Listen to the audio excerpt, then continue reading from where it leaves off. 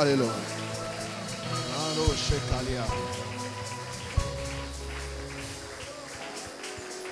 Oui, Père, il s'agit de toi. Il s'agit de toi seul.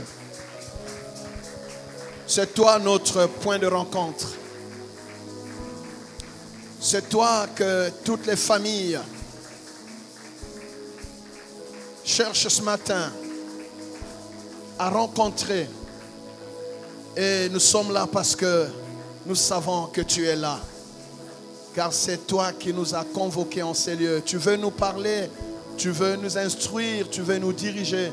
Tu veux nous apprendre à nous rapprocher de toi afin de mieux te connaître, pour te suivre et te servir efficacement. Nous sommes le peuple que tu t'es acquis au prix de ton propre sang.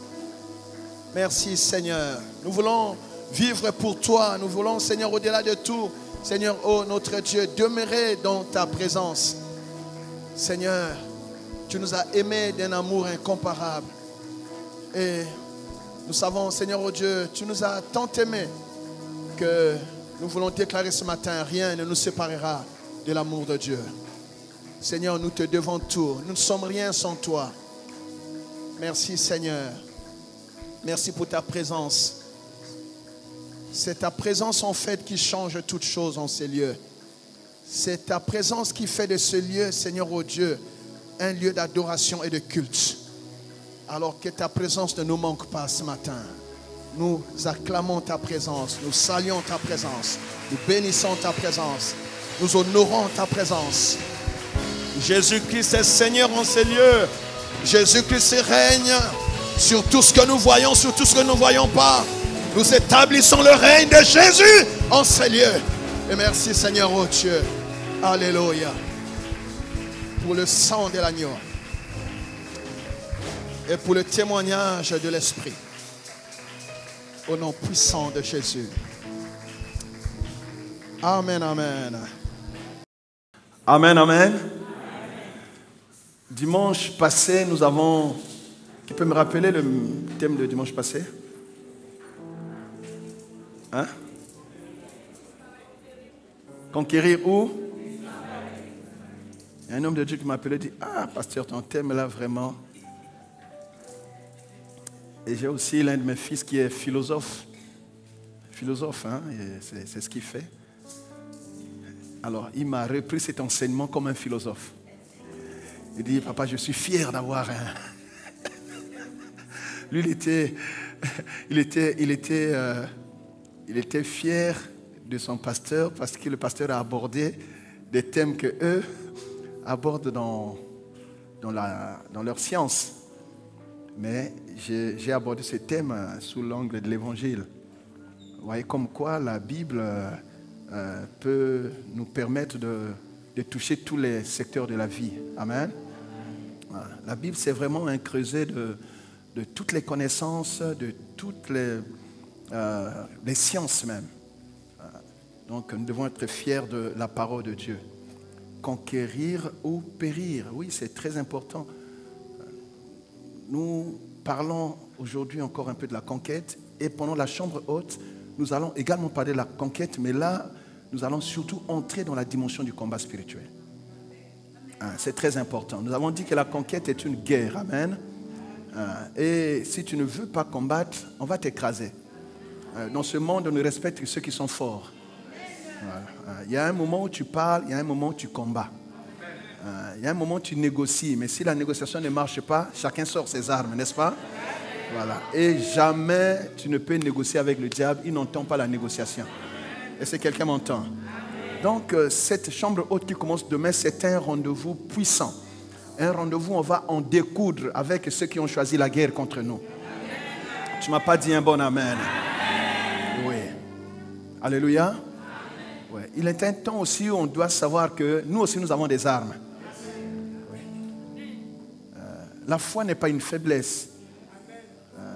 La douceur n'est pas une faiblesse. C'est une recommandation du Seigneur. Il ne faudrait pas que les gens pensent que parce que tu es doux et calme, qu'on peut danser sur ta tête. Quelqu'un m'entend? Alléluia. Donc la conquête, ça s'impose à nous. C'est notre responsabilité. Ça nous assure la survie, ça nous assure, ça garantit même l'héritage à ceux que Dieu nous a confiés, qui viennent, notre postérité. J'ai encore suivi les 2 cultes de dimanche dernier. Alors, les 2 ont chacun sa particularité. C'est pour ça que si vous avez suivi le premier culte, une fois que vous êtes à la maison, n'hésitez pas à suivre le deuxième. Souvent, ce n'est pas les mêmes choses. La même orientation, mais dans les détails, vous voyez que Dieu parle, il dit les mêmes choses parfois avec des mots différents. Et c'est très bien. Amen, amen. Alors aujourd'hui, nous allons voir 7 conditions à remplir pour réussir la conquête. Nous avons essayé d'aborder ça dimanche dernier en parlant des préalables. Les préalables. Il y a de la place ici derrière, hein? Papa Jean-Claude, il y a de la place là-bas. Il y a de la place là-bas, il y a de la place. Hein? Ça va? Il y a des places là-bas. C'est pas...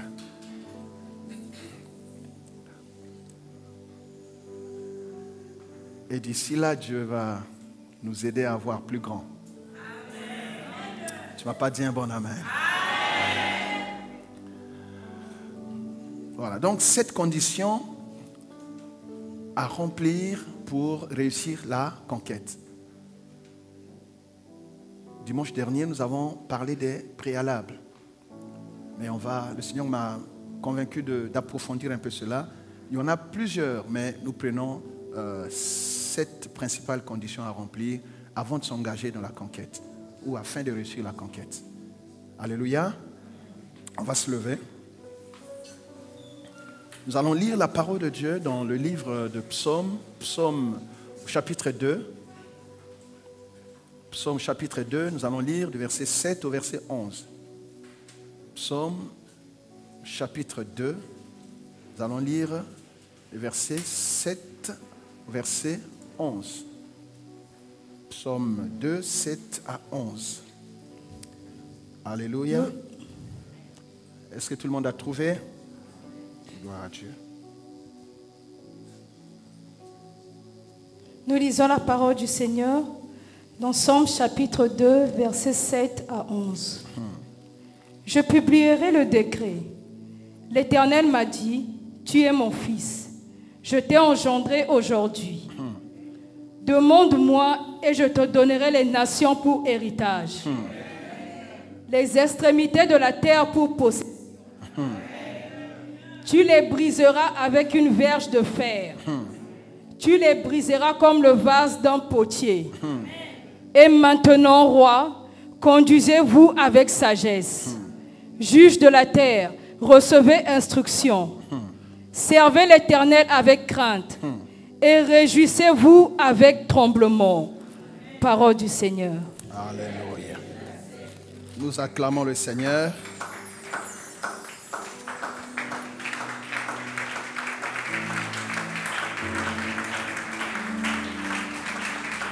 Gloire à Dieu.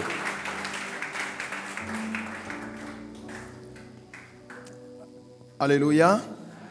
Voilà, nous parlons de la conquête. Et le verset phare ici, c'est le verset 8 qui dit, demande-moi quoi? Et je te donnerai les nations pour héritage. Il ne s'arrête pas là, les extrémités de la terre pour possession. C'est-à-dire de là où nous sommes, Dieu est capable de nous donner des nations pour héritage. Ce que nous n'avons pas, Dieu veut nous le donner. Et pas seulement les nations, mais il nous promet d'aller jusqu'aux extrémités de la terre. C'est ça la conquête. Amen, amen. Et nous voyons cette conquête également, on l'a vu pendant le relèvement. Nous commençons à Jérusalem, mais nous pouvons demander les nations à Dieu. Nous passons en Samarie, en Judée et jusqu'aux extrémités de la terre. Donc ça, c'est la volonté de Dieu pour nous. J'aimerais vraiment que nous comprenions cela. J'insiste. Nous reviendrons encore pendant la chambre haute. La volonté de Dieu est que chaque homme, en tout cas chaque croyant, chaque fils et fille de Dieu, ne reste pas bloqué là où il commence quelque chose. Dieu veut de notre expansion. Dieu veut que nous occupions la terre. Dieu veut que nous établissions son règne. C'est quand nous conquérons que nous établissons le règne de Dieu partout. Est-ce que nous comprenons, bien-aimés? Dieu, il fait des cieux sa demeure, de la terre son marchepied, c'est vrai. Mais il a aussi dit que les cieux sont les cieux de l'Éternel et la terre a été donnée au Fils des hommes. Maintenant, pour que Dieu arrive quelque part, il faut que son Fils soit arrivé là-bas. Donc Dieu arrivera là-bas par toi et moi. Quand Jésus a appris la prière, il a donné l'enseignement sur la prière aux disciples, il a dit, quand vous priez, dites, notre Père qui es aux cieux, que ton nom soit sanctifié, que ton règne vienne. Alléluia. Mais aujourd'hui, le règne vient par nous. C'est-à-dire, là où tu es, le règne de Dieu est arrivé. Non, tu ne m'as pas compris. C'est toi, en fait, le véhicule qui transporte le règne de Dieu. Parce que Dieu habite en toi. Le règne de Dieu, c'est quoi? C'est Christ. C'est Christ en nous. Amen. Donc, c'est même une façon de parler quand on dit que ton règne vienne. Le règne est déjà là. Là où est un enfant de Dieu, le règne de Dieu est là. Maintenant, ce qui reste quoi? C'est manifester ce règne-là. Là où il y a un enfant de Dieu, il faut qu'on sache que Dieu est là. Oh, tu ne m'as pas dit amen, je suis étonné. Et là où Dieu règne, les ténèbres ne peuvent plus régner. Là où Dieu règne, la mort ne peut plus régner. Là où Dieu règne, la sorcellerie ne peut plus régner.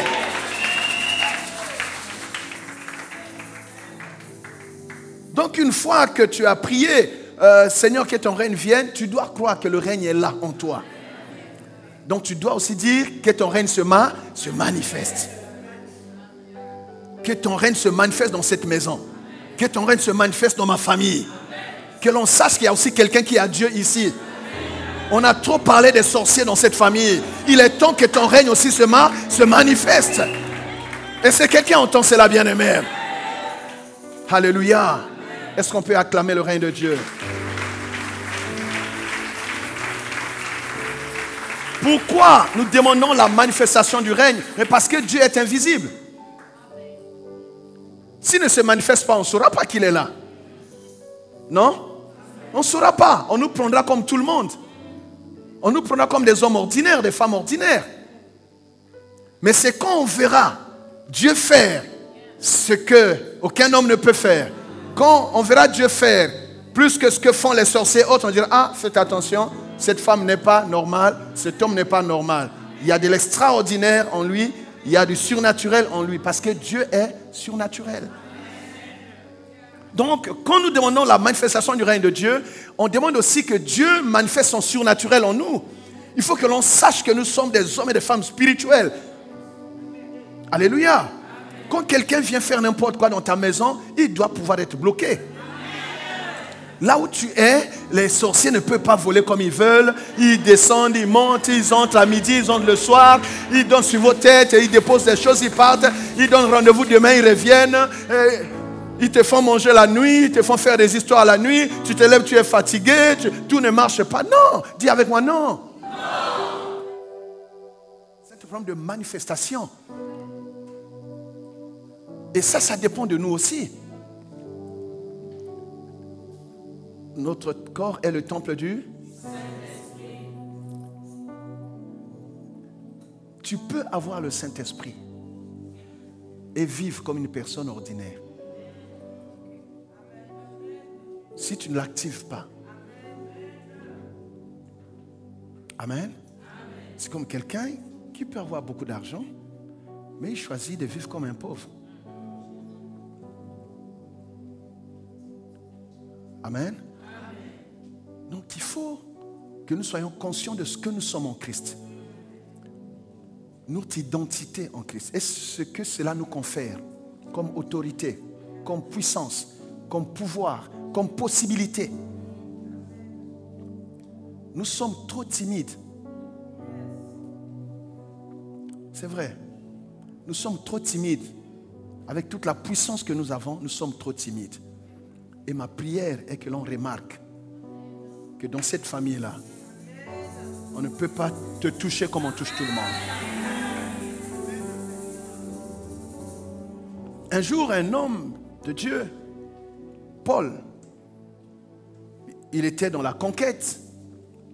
il partait en mission. Il arrive quelque part, il y avait une autorité qui avait entendu parler de l'évangile et voulait en savoir un peu plus. C'était le proconsul.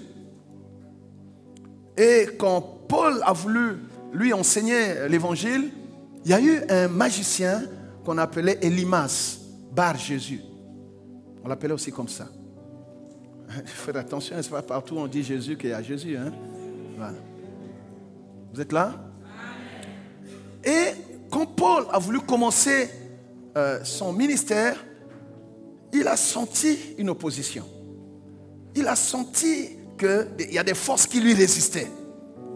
Ça veut dire, tu peux être là en train de faire quelque chose, mais tu vois que l'environnement est comment? Saturé des choses négatives. Tu ne vois pas, mais tu ressens. Ce que tu pouvais faire facilement, c'est tellement compliqué, ça cale, et même toi-même, tu ne te sens pas bien. Quand tu as le Saint-Esprit, tu as une sensibilité par rapport à ce qu'est l'environnement. Quelqu'un m'entend? Alléluia. Oui. Vous savez, même dans les lieux de culte, quand vous venez, il ne suffit pas d'être là. Mais il faut que la présence de Dieu soit là. Vous comprenez? Amen. Donc, il dit, mais ça c'est quoi c'est? Il vérifie, il trouve qu'il y a quelqu'un qui essayait de lui résister. Il a d'abord laissé dire, ok, je vais m'occuper de toi. Toi, qui es-tu pour pervertir les voies droites du Seigneur? Je te frappe maintenant d'aveuglement. Tu ne verras pas pendant un temps. Jusqu'à ce que je termine le travail. Quelqu'un m'entend? Et ce magicien, il a été bloqué. Il ne voyait plus. La Bible dit, il tâtonnait. Il faut que, ça dit quelque part, là où tu es, que l'ennemi commence à tâtonner. Non, c'est ça. Mais quand il a vu Paul, il pensait que Paul était un homme ordinaire. Mais quand Paul a décidé de manifester la puissance qui était en lui, bien aimé, Elimas a été bloqué. Cette semaine qui commence, c'est une semaine où tes ennemis seront en difficulté. Je dis, la semaine qui commence, on va découvrir la femme que tu es devenue en Christ. L'homme que tu es devenu en Christ. Tu ne m'as pas dit un bon amen. Par l'enseignement de la parole et par la puissance du Saint-Esprit, on va réveiller la lionne qui est en toi. On va réveiller le lion qui sommeille en toi. Tu découvriras le potentiel que Dieu t'a donné. Tu ne m'as pas dit un bon amen. Je vous dis la vérité. C'est une semaine décisive. La chambre haute, c'est un programme de prière, un programme de consécration, mais aussi un programme de combat spirituel que Dieu a donné à l'église. Ouais. Amen, amen. Je vous avais prévenu qu'ici, nous parlerons aussi du combat spirituel. Amen. Voilà. Est-ce qu'on peut acclamer le Seigneur? Alors, pourquoi combattre? Parce que quand tu prends la décision de t'étendre, tu vas forcément rencontrer de la résistance. Parce que là où Dieu t'envoie, il y a des forces d'occupation qui sont là. Tu es né dans une famille où il y a des choses qui ont été établies depuis longtemps. Tu viens de naître, il y a des choses trop anciennes par rapport à toi. Tu penses qu'on va te laisser réussir comme ça? Non. Tu dois trouver ta place. Et pour trouver ta place, il faut faire le ménage. Il faut faire le ménage. La semaine qui commence, c'est la semaine où on va faire le ménage. Tu ne m'as pas dit un bon amen.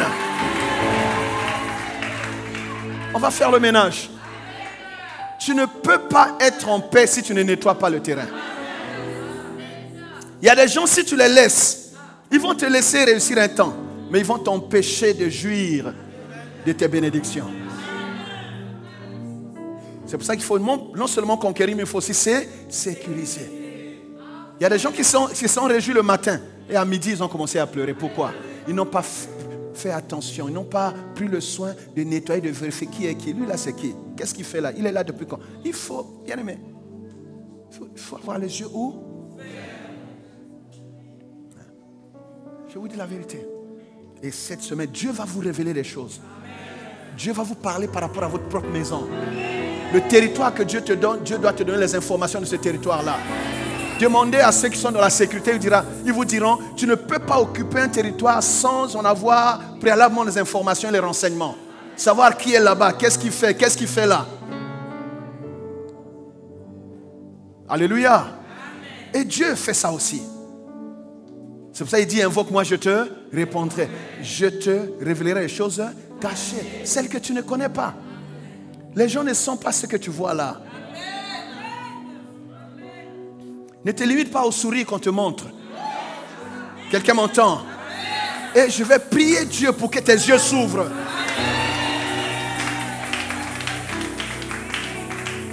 Tous ceux qui ont reçu mandat de te nuire, ils te sourient le matin, la nuit vient là. Bien aimé, Dieu va les mettre à nu.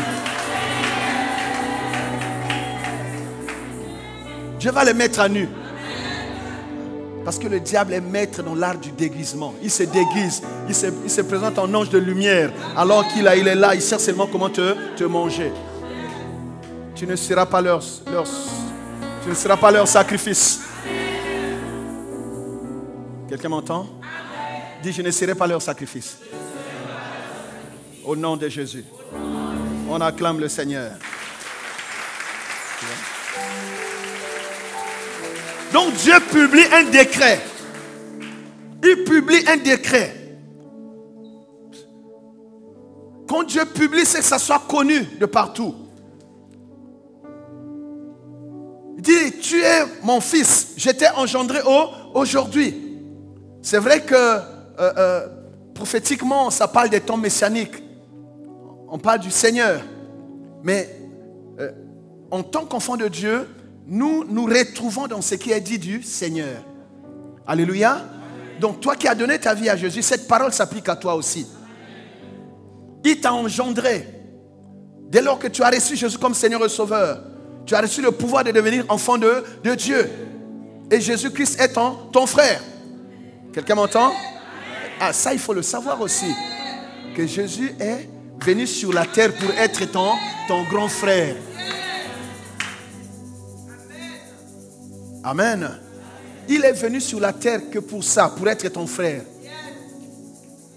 Afin de te connecter au Père. Que tu aies droit aussi à l'héritage que le Père donne à ses enfants et à ses fils. Quelqu'un m'a entendu?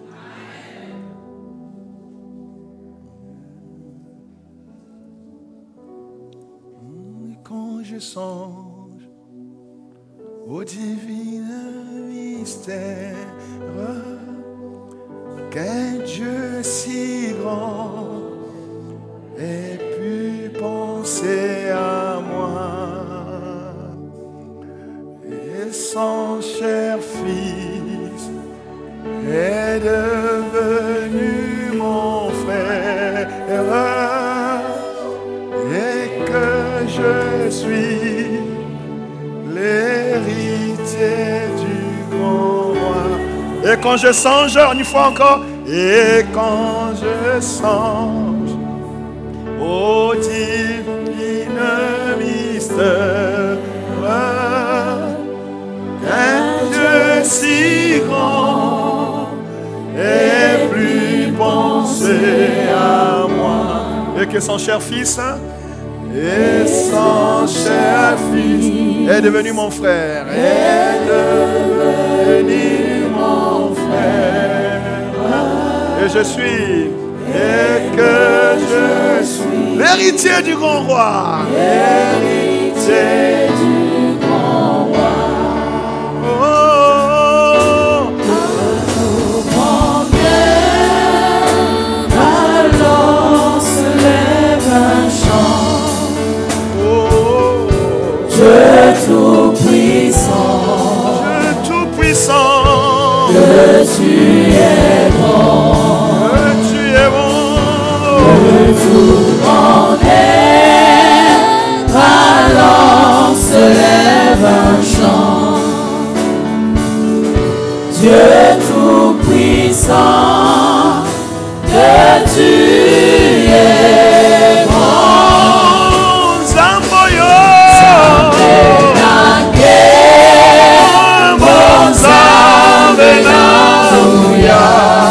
Zamenanguya, Oh Sanjola, oh Sanjola, Oh Sanjola, oh Zamenakembo, Zamenake,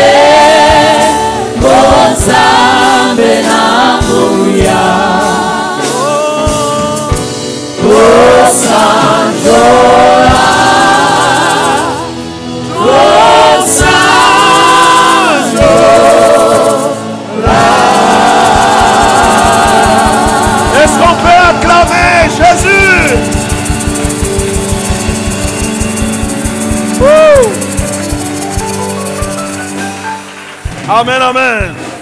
On peut s'asseoir. Tu vois?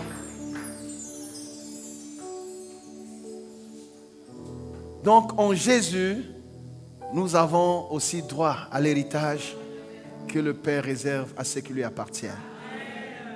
Amen. Gloire à Dieu. Quelqu'un dit gloire à Dieu.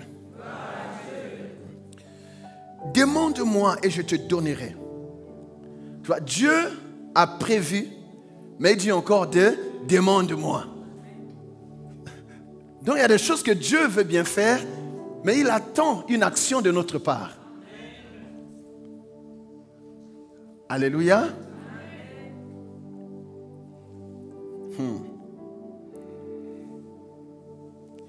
Je te donne non seulement les nations pour héritage, même les extrémités de la terre comme possession. C'est-à-dire tu vas posséder.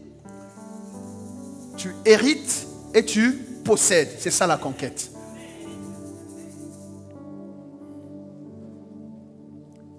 Hériter, ça veut dire Dieu a déjà préparé quelque chose pour nous. Quelqu'un m'entend?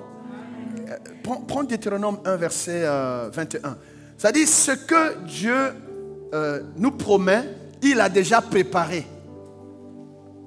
Il a fait quoi? Il a déjà préparé. Ce que tu demandes à Dieu, Dieu ne le fabrique pas aujourd'hui. Dieu l'a déjà disposé. C'est un héritage qui te sera donné parce que Dieu l'a déjà préparé. L'héritage est donné par, comment dire, un ascendant, n'est-ce pas? Voilà, quelqu'un qui a travaillé et il dispose pour ceux qui en ont droit. Mais on ne peut pas donner un héritage qui n'existe pas. C'est quelque chose qu'on a préparé. Voilà. Un parent a travaillé, voilà, il dit voilà, ça je laisse pour mes enfants. Oui, Deutéronome 1, 21, il dit quoi? Vois l'Éternel ton Dieu. Vois l'Éternel ton Dieu. Mets le pays devant toi. Il met le pays devant toi. Ça, il prépare déjà le pays devant toi. Il met devant toi. C'est à toi juste de marcher, d'aller vers ce qu'il a préparé. Et pendant cette semaine de chambre haute, nous marcherons vers ce que Dieu a préparé pour nous. Oui? Monte. Monte, prends-en possession. Monte et prends-en possession. Donc on va posséder, on va monter. C'est pour ça qu'on va à la chambre haute. On va monter pour prendre possession de ce que Dieu nous a préparé. Quelqu'un dit Alléluia. Maintenant, il faut savoir qu'est-ce que Dieu a préparé pour toi. Et ça, Dieu va nous le révéler pendant des temps de prière. Tu verras, il y a des gens qui auront des visions claires. Il y a des gens qui auront des révélations, des convictions. Dieu va t'ouvrir les yeux. Tu dis ça, voilà, Dieu m'appelle à ceci. Dieu m'appelle à faire ceci. Amen. Prends-en possession comme te l'a dit l'Éternel, le Dieu de tes pères. Alléluia. Ne crains point et ne t'effraie point. Voilà, Dieu donne, après il donne les assurances, les garanties. Quand Dieu t'envoie quelque part, il donne aussi les garanties. Il va marcher avec toi. Tu peux rencontrer des problèmes, mais il y a des garanties qui t'accompagnent. Oh, oh, alléluia.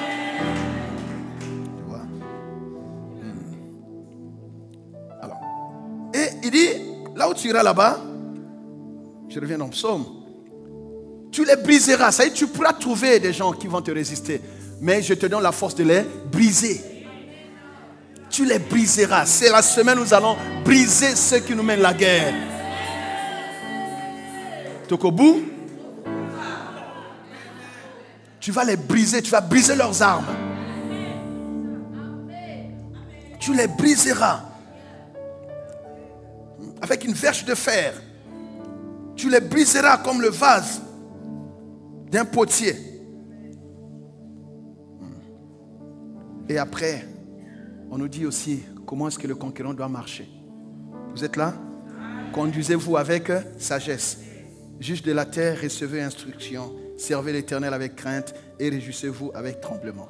Tu vois, donc ça, on donne les... Et tout ça, nous verrons pendant la chambre haute. Mais rapidement, j'aimerais énumérer les 7 conditions dont j'ai parlé. La première, je reviens sur ce qu'on a vu dimanche passé. Première condition, pour que ça soit vraiment bien aligné, identifier son appel,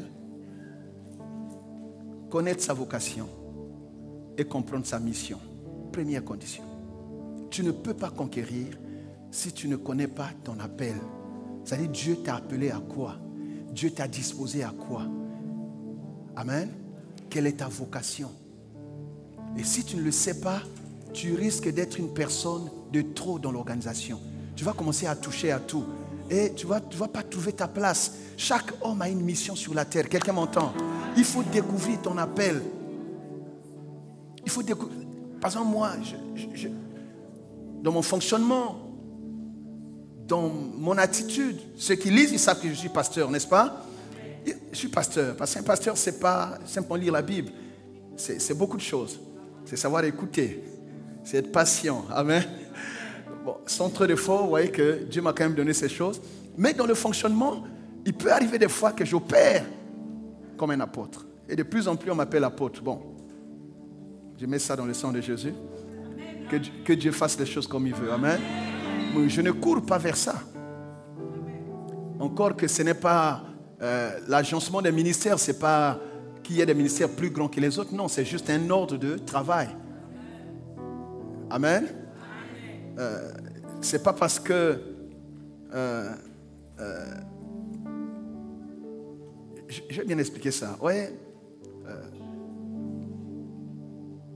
Si on prend tel que les gens disent, voilà, tel ministère est plus grand que les autres parce qu'il est cité en premier, sinon on dirait que le maître d'école primaire, c'est le plus grand de tous les enseignants.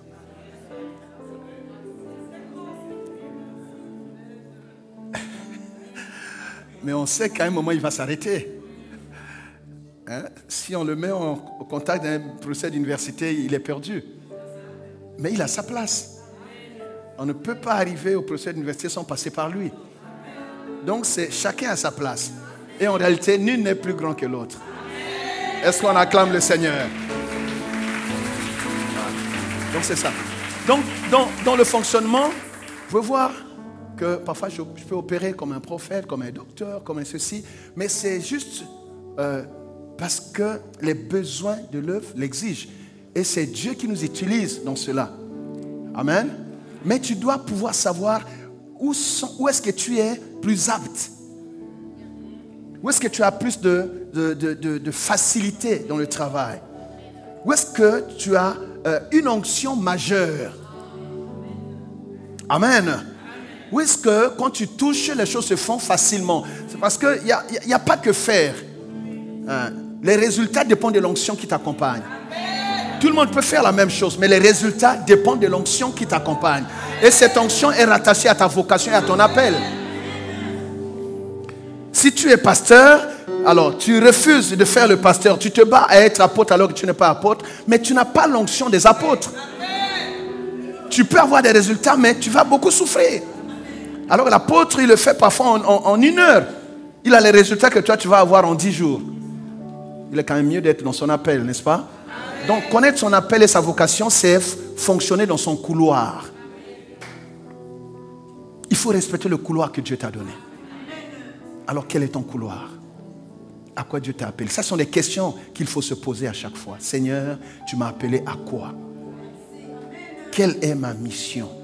Voilà, j'ai parlé de l'appel, j'ai parlé de la vocation, mais après, tu dois aussi comprendre ta mission. Comprendre sa mission, c'est très important. Alléluia. Il faut comprendre la mission. Quand tu connais ton appel, tu reconnais ton appel, tu connais ta vocation,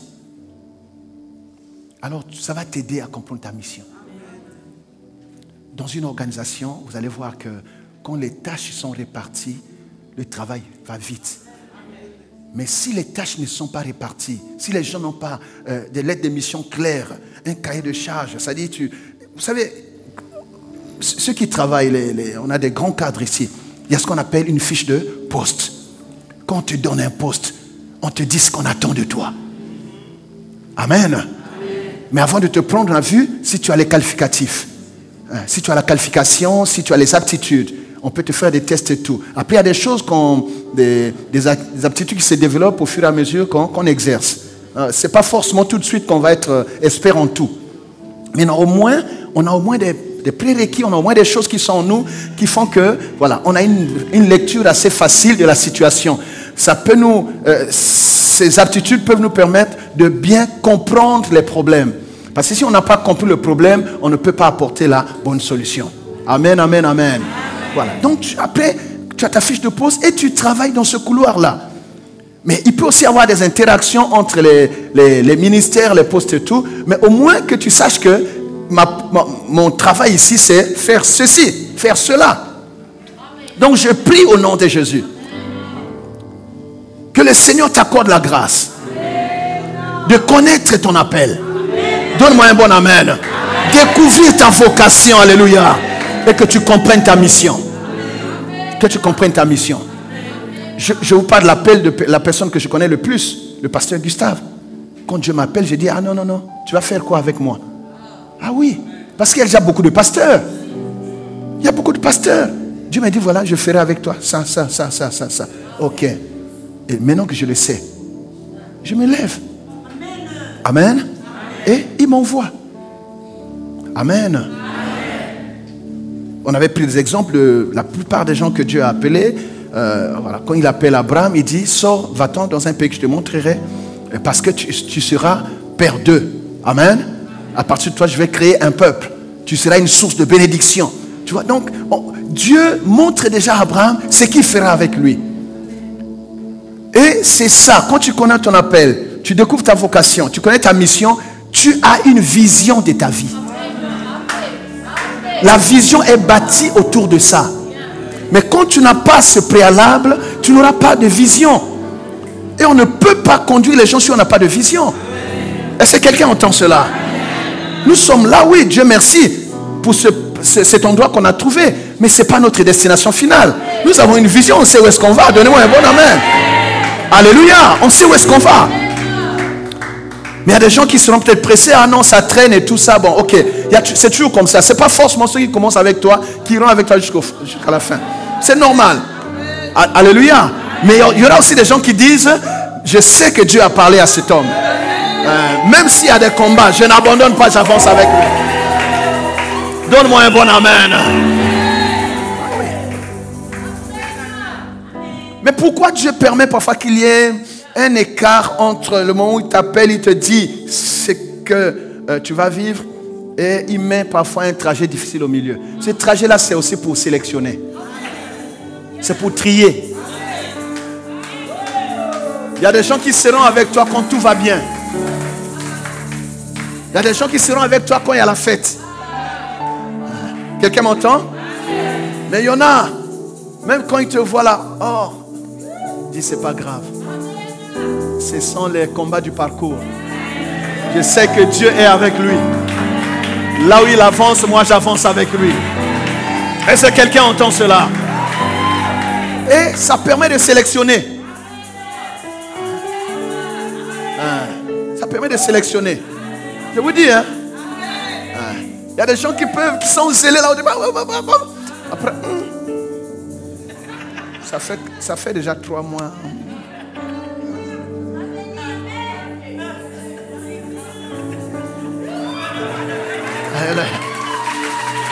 Quand tu les vois se retirer, quelqu'un m'entend. Il faut prier pour eux. Mais il ne faut pas trop se concentrer sur ceux qui se retirent. Non, c'est un conseil que je vous donne. Vous allez manquer de temps, de ressources et d'attention pour ceux qui vous accompagnent.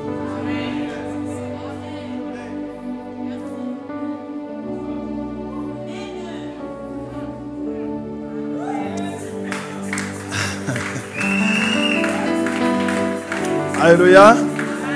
Donc, premier point, c'était quoi? Identifier son appel, connaître sa vocation et comprendre sa mission. Que Dieu t'accorde cela au nom de Jésus.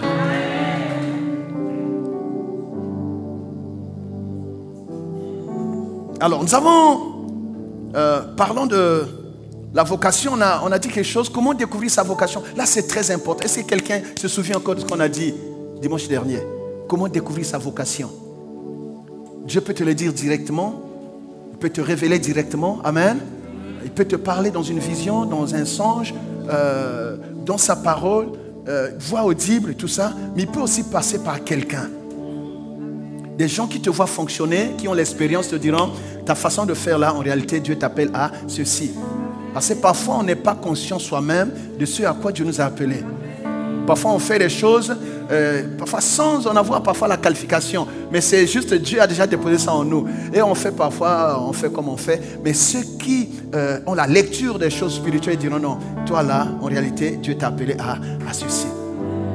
Et c'est comme ça que les leaders s'entourent des collaborateurs. On ne s'entoure pas des gens pour... non. Chaque personne aux côtés d'un leader doit avoir, comment dire, quelque chose qu'il apporte de particulier. Ceux qui n'ont pas compris ça, c'est souvent ceux qui mettent le désordre dans les équipes. Ils ont du mal à se positionner eux-mêmes et ils convoitent, ils envient tout ce que les autres font. Ils ne supportent pas que la lumière soit sur les uns ou sur les autres. Ils se sentent parfois inutiles alors qu'il suffit de découvrir ce à quoi Dieu t'a appelé et concentre-toi sur ton travail. Concentre-toi. Dans l'œuvre de Dieu, il n'y a rien qui soit négligeable. Je vous dis, là nous sommes dans la salle. Samedi, il y a des gens qui viennent balayer ici. Dieu les rémunère en même temps que ceux qui sont debout en train de faire le protocole, en même temps que moi, comment dire, de la même façon que le frère qui joue. C'est-à-dire, c'est nous qui mettons la hiérarchie. Mais en réalité, Dieu voit le cœur que nous mettons dans ce que nous faisons pour lui. Il suffit de faire des choses, comment dire, avec son cœur. Mais ce qui fausse les résultats, c'est quoi? C'est la comédie. On est des comédies. Il y a trop de comédies. On fait des choses pour qu'on soit vu, qu'on soit considéré, qu'on soit acclamé par des gens, qu'on soit porté sous les tipos. Celui qui recherche les acclamations, ça sera son seul salaire. Mais celui qui travaille pour Dieu, Dieu n'a pas encore fini de le bénir. Est-ce qu'on peut acclamer le Seigneur?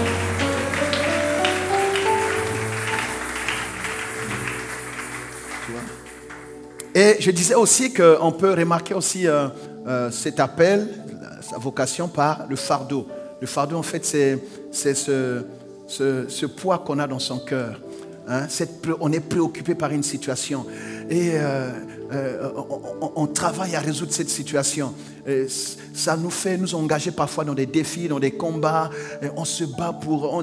Parfois, vous êtes là, ça ne dérange personne. Mais toi, tu dis non, ça là, ça doit, non. Il y a des gens comme ça qui m'appellent. Pasteur, est-ce que tu as vu ça? Ah, mais pasteur, ce que je t'avais dit là, mais c'est toujours pas arrangé. Et tu vois encore un autre jour, je dis, mon frère, tu n'as pas compris que Dieu t'appelle à cela. Il n'y a que toi qui parles de ça. Personne d'autre ne s'en préoccupe. Mais tu veux qu'ils viennent faire ça. C'est toi qui dois le faire. Amen. Donc c'est comme ça que parfois Dieu révèle, comment dire, notre vocation. On a vu le cas de Moïse, qui est, avant que Dieu ne lui dise que c'est toi que j'ai choisi pour délivrer Israël, mais il s'engageait déjà dans des combats à délivrer les Hébreux qui étaient attaqués par les Égyptiens. C'est un fardeau qu'il avait. On a vu David, on a pris cet exemple. Il arrive, il voit un Philistin en train d'insulter Israël. Il dit, mais c'est pas possible. Il ne peut pas insulter mon peuple. Tout le monde voyait en lui un enfant, mais lui, il avait le fardeau. En fait, Dieu travaille avec notre cœur. Quand tu as le cœur pour, Dieu te donne l'onction. Et le petit David a renversé Goliath parce qu'il avait le fardeau. Et le fardeau, en fait, c'est, comme je disais, c'est Dieu qui te partage son cœur. C'est-à-dire, tu agis pour Dieu et tu agis pour les autres. Le fardeau, tu t'engages dans des causes. Tu ne travailles pas pour toi, pas pour tes petits intérêts. Tu te bats parfois pour toute une famille. Les gens, ils ne comprennent pas. Mais c'est ce fardeau-là qui t'envoie prier. Ce fardeau-là qui t'envoie jeûner. Quand tu regardes la situation de ta famille, parfois tu pleures. Dis, Seigneur, c'est quoi, c'est pourquoi ça, Seigneur? Mais eux, ils sont là, ils font tout et n'importe quoi. Mais tu as le fardeau de la famille. Et c'est quelqu'un entend cela. Quelqu'un dit Alléluia. Et quand tu vois ça, c'est que Dieu t'a appelé à quelque chose. Vous prenez David. David avait le fardeau. Petit enfant qu'il était, c'est lui qu'on envoie dans la forêt s'occuper des animaux. Mais il protégeait le bien de la famille. il ne permettait pas qu'une brebis soit prise par un loup ou un lion. Il allait juste à mettre sa vie en danger. C'est comme ça que Dieu dit, j'ai trouvé l'homme selon mon cœur. S'il est capable de se battre pour les animaux, il se battra pour mon peuple. C'est comme ça qu'il a établi roi. Est-ce que quelqu'un entend cela? Il y a des gens qui recherchent des fonctions sans avoir le cœur.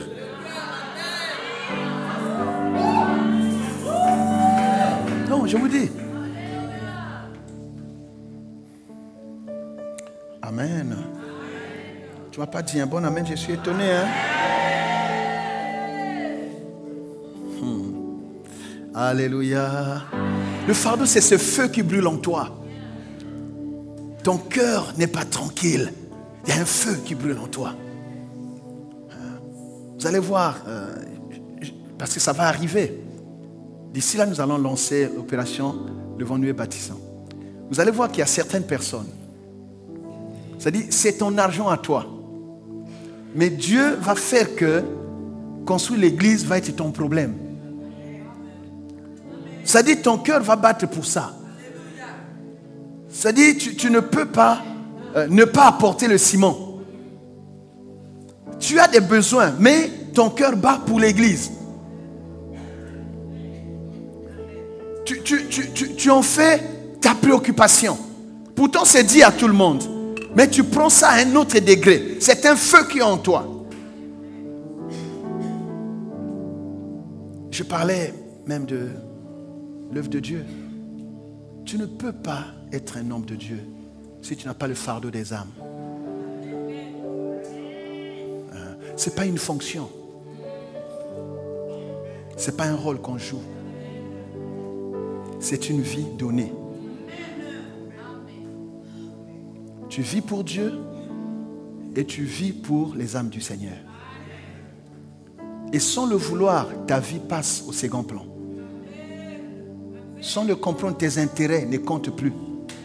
Mais c'est Dieu qui, lui, se préoccupe de ta vie à toi. Est-ce que nous comprenons cela? Nous aurons le temps de partager sur ça. Tu ne peux pas être intercesseur si tu n'aimes pas les gens. Si tu n'aimes pas les gens, tu ne peux pas être intercesseur. Tu ne peux pas. Sinon, tu vas faire le travail de l'avocat. L'avocat, il cherche son argent. Tu perds le procès, il a quand même son argent. Il va chercher un autre dossier. Mais un intercesseur, c'est l'amour qui le fait jeûner pour quelqu'un qui n'est même pas de sa famille biologique. Parce qu'il porte le fardeau. Quelqu'un m'entend? Tu n'aimes pas le Seigneur, tu ne peux pas le servir. Il y en a qui serviront pour l'argent. On ne sert pas Dieu pour de l'argent. Vraiment. Si quelqu'un a ce calcul, faut calcul. On sert Dieu parce qu'on aime le Seigneur et parce qu'on aime son prochain. Après, c'est Dieu qui nous bénit quand il veut, comme il veut.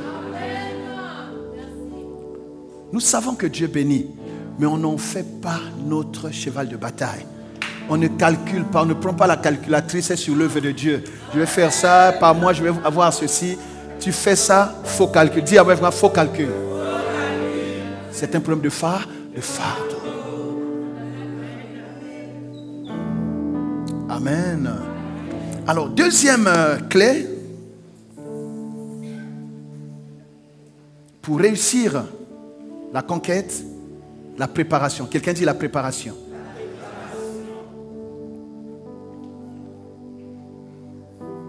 Dans la préparation, il y a 2 voire 3 volets.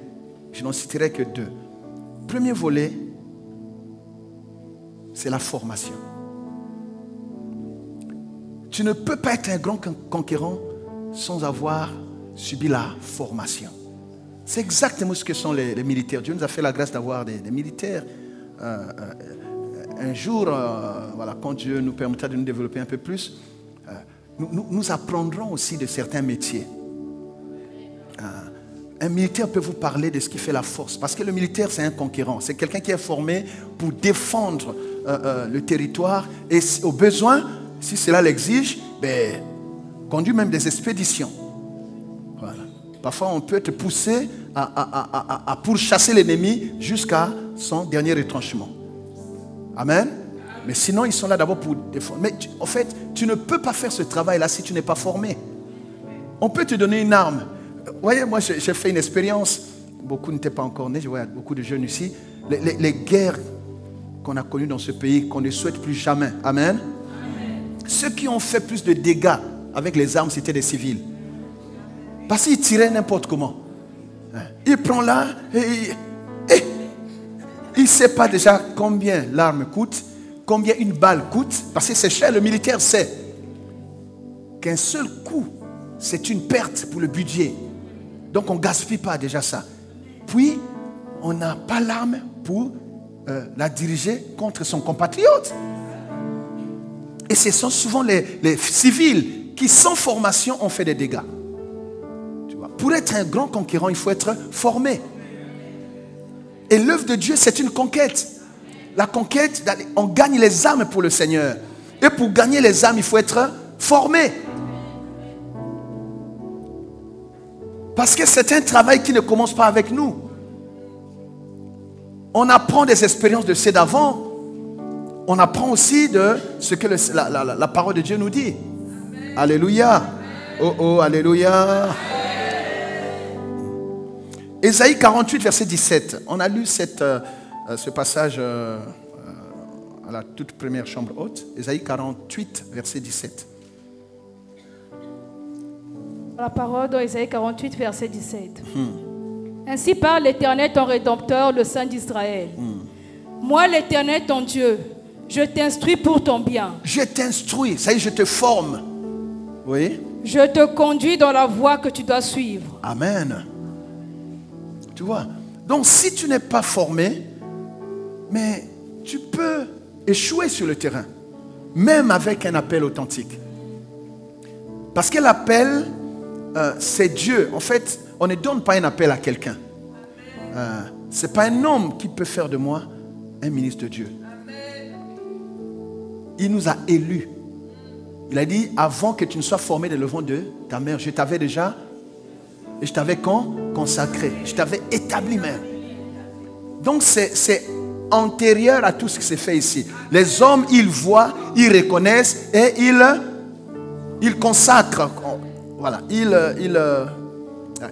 manifestent, ils intronisent. Voilà, on va dire comme ça. Hein? Un peu comme la cérémonie là, quand quelqu'un a été élu, on fait quoi? Intronisation, non? Voilà, on te fait porter les écharpes et tout. Mais en fait, tu as déjà été élu. Mais après, il y a juste une cérémonie qu'on fait pour que tu entres en fonction. C'est juste ça. Mais le ministère, on le reçoit de Dieu. On est déjà avec le ministère. Maintenant, pour l'exercer, il faut néanmoins être formé. Si tu n'es pas formé, même avec un appel authentique, tu peux échouer. Dieu te dit, voilà, tu vas aller, c'est toi que j'ai choisi, va là-bas. Oui, mais sur le chemin, tu fais comment? Tu dois savoir où mettre le pied. Dieu ne te dira pas tout. Il y a des choses qu'on apprend ici sur la terre. Quelqu'un m'entend? Donc Dieu veut nous instruire. Et la formation, il y a la formation classique qu'on peut prendre dans les écoles. Prendre les hommes de Dieu, prendre dans la vie simplement. Quand on veut apprendre un métier, on va dans une école spécialisée. Il y a aussi des formations générales, là où on donne une base à tout le monde. Les éléments pour se défendre à un certain niveau. Mais plus on monte, plus ça va demander, ça va être plus exigeant. Donc on va entrer dans les spécialisations et tout ça. Et donc quand on veut se spécialiser dans quelque chose, il faut aller plus loin dans la formation. Est-ce que quelqu'un entend cela? Oh. Bon, ne vous ennuyez pas avec ça, mais c'est très important ces choses. Hein? C'est très important. Si tu veux être efficace, il faut te spécialiser. Et pour se spécialiser, il faut la formation. Sinon, tu resteras un généraliste, c'est bien. Mais à un certain niveau, tu seras analphabète. Donc, on peut apprendre dans une école, mais on peut aussi apprendre auprès de ceux qui ont l'expérience. Vous voyez, dans les choses de Dieu, aucun homme de Dieu ne peut comme ça... non. C'est vrai qu'il y a des pionniers, il y a des pères, mais après, il y a toujours ceux auprès de qui on apprend.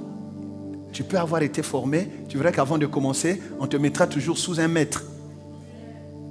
Parfois, il n'a même pas ton diplôme, hein, mais il va te montrer les tuyaux, alléluia. Ah oui, il a l'expérience que tu n'as pas. Ouais. Tu as la connaissance, mais lui, il a l'expérience.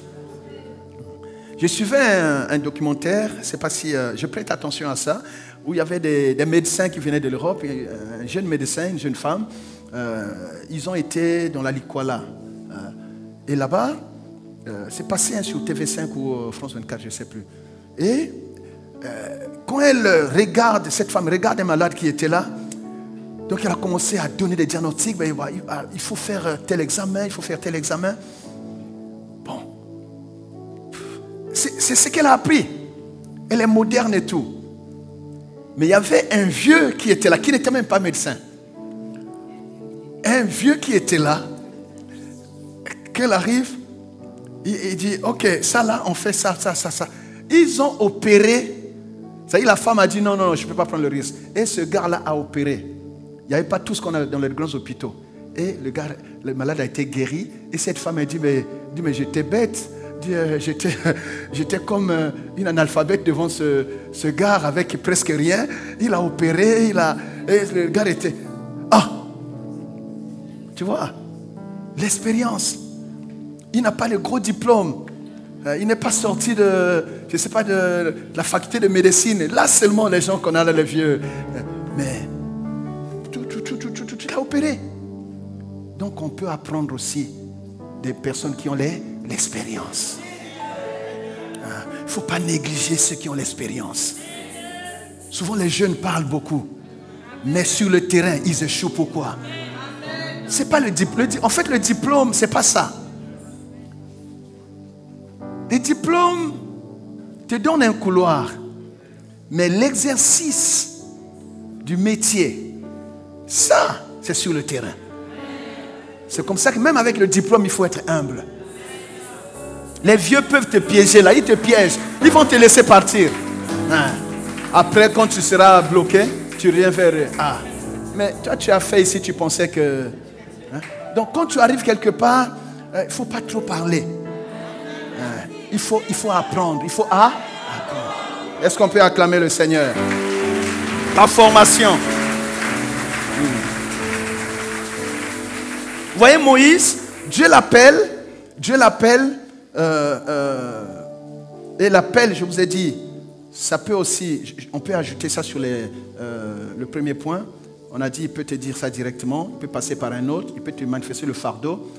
Il peut aussi t'apprendre ça par des circonstances de la vie. Il t'obliger dans une voie que tu n'as jamais rêvée. Il te contraint par les circonstances de la vie pour te conduire de force dans la voie qu'il a préparée pour toi. Et si tu ne comprends pas, tu vas te dire, non mais, non c'est trop compliqué. Non, c'est Dieu qui t'entraîne. Tu pries, il y a des choses parfois que Dieu nous impose. Tu pries, ça ne part pas. Tu pries, laisse-toi conduire par Dieu. Après tu diras, ah ouais, mais je n'avais pas compris. S'il n'y avait pas cette situation avec les Hébreux et les Égyptiens et tout, Moïse n'aurait jamais découvert son appel. Parce que cet appel-là ne pouvait pas lui être manifesté dans le palais de Pharaon. Il y a des endroits où Dieu ne nous parle pas, vous savez. Quelqu'un m'entend? Tu vois. Donc, alors je reviens à la préparation. Donc, Moïse, Dieu va lui révéler son appel. Il voit Dieu dans le buisson ardent. Dieu lui dit, voilà, je t'appelle, c'est toi qui délivreras mon peuple. Tu vois, il connaît déjà son appel. Et Dieu l'envoie vers Pharaon. Amen. Alléluia. Amen. Vous allez voir dans Exode 18, donc plus tard, ils sont déjà sortis. Quelqu'un qui était là, qui n'est même pas un Hébreu, un sacrificateur des Madianites. Il le regarde, on l'appelait Jéthro. Il le regarde. Dis-toi ta façon de fonctionner là. C'est vrai que Dieu t'a appelé. C'est vrai qu'il t'a parlé. Mais ta façon de fonctionner là, tu n'iras pas loin. Tu n'iras pas loin avec ça. Tu risques de te fatiguer. Et tu risques de fatiguer le peuple. Exode 18. Il lui donne un cours de management. Il donne aussi un cours de leadership. Voilà comment tu fais. Toi, réserve-toi pour des choses majeures. Pour les autres tâches là, tu peux distribuer, tu peux donner. Et toi, tu supervises. S'il n'arrive pas, alors toi, tu interviens. Quelqu'un entend cela? Ça va t'alléger la tâche et tu vas vivre longtemps. Il y a des gens avec un appel authentique qui meurent tôt. Pourquoi? Parce qu'ils se fatiguent, ils croient qu'ils sont seuls à tout faire. Non. Est-ce que nous comprenons? La formation. Quelqu'un dit la formation. La formation t'apprend à exercer ce pourquoi tu as été appelé. Comment le faire? Amen. Donc on peut apprendre auprès d'un père, auprès d'un mentor. On peut aussi apprendre par l'école de Dieu, l'école de la vie. Dieu nous impose parfois un chemin et ça nous brise le caractère, ça nous change et tout ça. Il y a des choses qu'on n'apprend pas à l'école. Hein. C'est pour ça que chaque ministre de Dieu a son parcours. On est tous des pasteurs, mais on n'a pas tous, la même parole. On n'a pas tous la même onction. Parce que l'onction est façonnée et aussi renforcée par le parcours qu'on a suivi. Quelqu'un m'entend? Si dans ton ministère, tout a été comme sur un tapis roulant, c'est bien. Mais tu as une onction du tapis. Mais si dans ton parcours, tu as rencontré les bêtes féroces, tu as rencontré des épreuves, des humiliations, des combats, tout ça, des insultes, l'opprobre, les calomnies, tout ça, tu as un autre niveau d'onction. Alléluia. Vous avez tous le diplôme de pasteur, mais dans le fonctionnement, ce n'est pas la même chose. Il y en a qui sont un peu plus étoffés, ils ont les épaules mieux préparées à supporter le choc. Et là, quand tu vois quelqu'un qui pleure, tu peux lui parler parce que toi aussi tu es passé par là. Est-ce que quelqu'un m'entend? Tu vois? Donc Dieu nous forme par rapport à la mission. En fait, la formation que nous recevons, en dehors de la formation classique, comme j'ai dit, il y a aussi la formation sur le terrain qui nous prépare en fait au type de problème que nous allons vivre. Vous allez voir que quand les gens viennent vers nous, mais nous sommes équipés à résoudre leurs problèmes. Pourquoi? Dieu nous a fait passer parfois par des voies impossibles. Tu ne peux pas parler des choses que tu n'as pas connues. Jésus, pour nous sauver, il a vécu notre douleur. On l'appelle l'homme de douleur. Il a dû être un homme pour bien sauver les hommes. Il sait ce qu'un homme subit. Il a subi la maladie au travers de ses plaies. C'est pourquoi quand nous crions à lui, il sait ce que ça fait. Il a souffert dans sa chair. Est-ce que quelqu'un entend? Mais sinon, tu vas donner des conseils qui ne vont pas beaucoup aider les gens. Pourquoi? Parce que ça ne vient pas de ton cœur. Tu n'as jamais vécu ça. Qu'est-ce que tu vas nous dire? Est-ce que quelqu'un entend cela? Ouais. Non. Vous allez voir, il y a des gens qui prient, c'est-à-dire, ils prient, c'est une formalité. Hey, quand on prie, ce n'est pas une formalité. On épouse la cause de la personne. On s'identifie à la personne.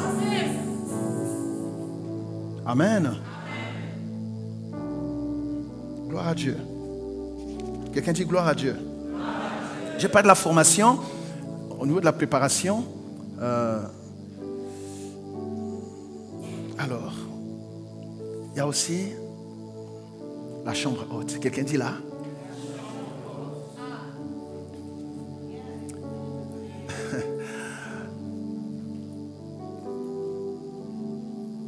Dans la formation, vous allez voir que Élise a formé Josué. Élie a formé Élisée. Vous êtes là? Jésus a formé les disciples. Mais après, ce n'était pas suffisant. Acte 1, verset 13. Vous allez voir que en dehors de cette formation-là, il y a une vie de consécration, une vie de prière, une vie autre que nous devons avoir. Acte 1, verset 13. Qu'est-ce que la Bible dit? Quand ils furent arrivés, ils montèrent dans la chambre. Ils furent arrivés où? C'est-à-dire, ils viennent de se séparer d'avec Jésus. On parle des disciples. Donc, il les a enseignés pendant 3 ans et demi. Il est mort, il est ressuscité. Et avant de monter le 40e jour, voilà. Donc, il parle avec eux et ils se sont séparés. Il leur dit quoi? Ils montèrent dans la chambre haute où ils se tenaient d'ordinaire. Voilà. Quand vous lisez à partir du premier verset, on dit, Jésus leur dit, ne quittez pas Jérusalem. Et quand on leur parle de Jérusalem, ce n'est pas la ville comme telle. Ils avaient une adresse, ils avaient un endroit, ils avaient un lieu. Un lieu où ils se tenaient devant Dieu. Un lieu où ils parlaient à Dieu sans interférence. Un lieu où ils se tenaient dans la présence de Dieu. Donc quand ils se sont séparés d'avec Jésus, alors... 13, verset 13 reprend. Quand ils furent arrivés à Jérusalem, ils montèrent dans la chambre haute. Ils montèrent dans la chambre. La chambre. Oui. Où ils se tenaient d'ordinaire. Où ils se tenaient, c'était leur adresse avec Dieu. C'est là que Dieu leur parlait. Pourquoi? Parce qu'ils avaient un appel. Parce qu'ils avaient une mission, ils avaient une vocation. Tu ne peux pas servir Dieu en restant tout le temps avec tout le monde. Tu ne peux pas accomplir la mission que Dieu t'a donnée sans consulter Dieu à chaque fois. Tu ne peux pas travailler pour Dieu en coupant la relation avec Dieu. La chambre haute, c'est la communication avec Dieu. La chambre haute, c'est la présence de Dieu. La chambre haute, c'est le lieu de consécration. C'est l'intimité avec le Seigneur. C'est quelqu'un m'entend, bien-aimé. C'est le lieu de rendez-vous. Quelqu'un dit la chambre haute. Oui. C'était Pierre, Jean, Jacques, André, Philippe, Thomas, Barthélemy, Matthieu, Jacques, fils d'Alphée, Simon le Zélote et Jude, fils de Jacques. Voilà. Ok. Donc nous avons parlé de la formation et nous parlons de la préparation spirituelle. Dans la préparation spirituelle, donc il y a la chambre haute. Amen. La chambre haute. La chambre haute, c'est aussi le lieu secret. Quand vous prenez Matthieu 6, à partir du verset 6 aussi, je pense. Le lieu secret. C'est-à-dire là, on se retire pour rencontrer Dieu. Il y a un temps où tu dois être là à écouter les hommes. Mais il y a des situations qui imposent qu'on se retire, qu'on soit seul à seul avec Dieu. Il y a des situations, tu peux frapper à toutes les portes et tu n'auras pas de solution. Tu es obligé de recourir à Dieu. Là, Dieu va te donner la direction. Il va te donner le timing. Donnez-moi un bon amen. On peut faire des choses, mais il faut avoir le bon timing aussi. Il y a des choses qu'on ne fait que le matin. Alléluia. Si tu les fais le soir, ce n'est pas la même chose. Dieu va t'instruire. Il va te montrer la voie. Il va te montrer qui consulter. À quelle porte. Dieu parle, mes soeurs, mes frères. Dieu parle. Quand tu as l'orientation de Dieu, tu as l'avantage dans le combat. Dieu va te révéler les choses que tout le monde ne sait pas. Tu arrives dans une famille, il y a des choses qui sont établies depuis. Mais si tu as rendez-vous avec Dieu, si tu as la vie de la chambre haute, tu auras la carte spirituelle de ta famille. Tu sais qui est qui a fait quoi. Même des choses qu'on a faites des générations avant, tu en auras le secret. Tu ne m'as pas dit amen. Tu peux savoir quel est le problème véritable de votre famille. Pourquoi les gens meurent toujours à tel mois. Quelle est l'alliance qui a été faite là-bas. La chambre haute. Quelqu'un dit la chambre haute. La chambre haute, nous amenons les dossiers qu'on n'a pas pu résoudre sur la terre.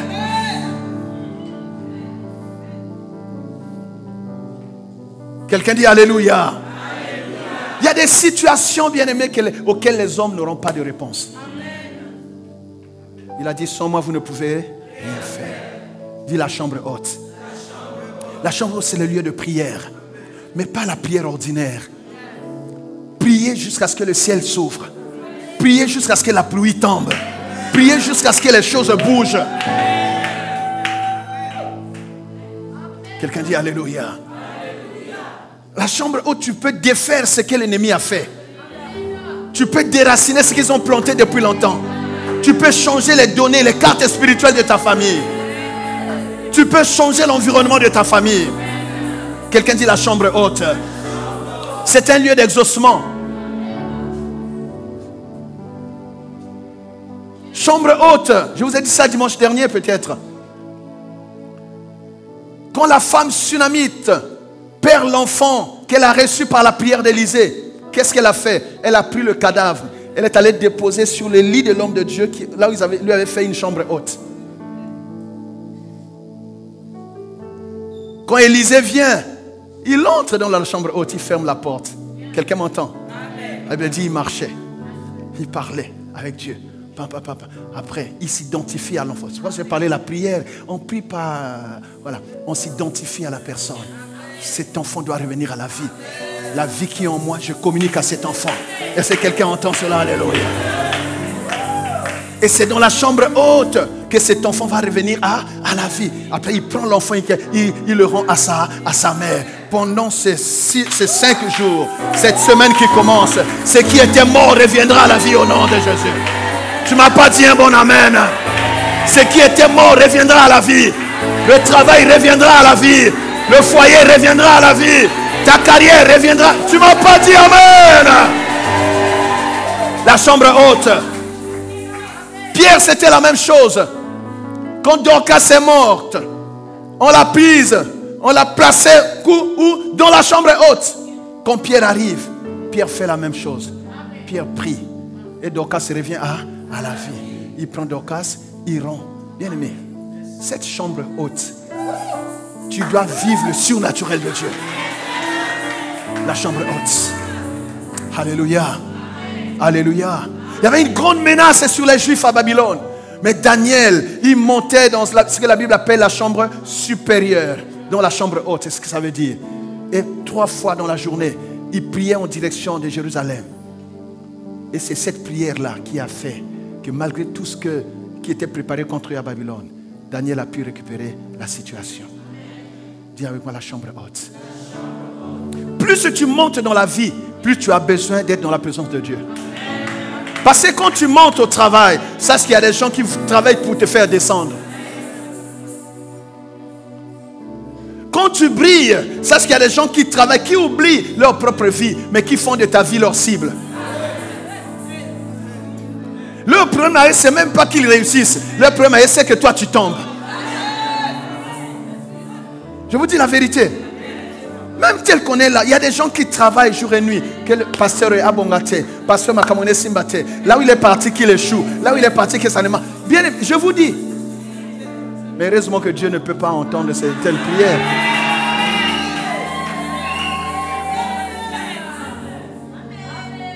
Parce que eux aussi ont des hauts lieux.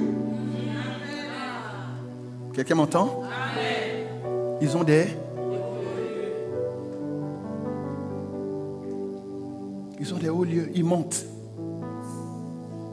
Des hôtels, ce qu'on appelle les hôtels. Ils ont des hôtels où ils citent les noms de la famille. Telle famille que les gens ne réussissent pas. Ce sont des choses. Parfois vous pensez que vous allez moderniser l'Afrique. On a des coutumes. On a des traditions.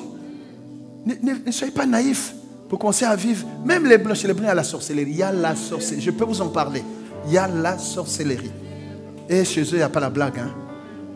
Ils combinent ça avec la magie et tout ça, c'est compliqué. Donc, nous avons des choses. Bon, vous peut-être en ville, vous...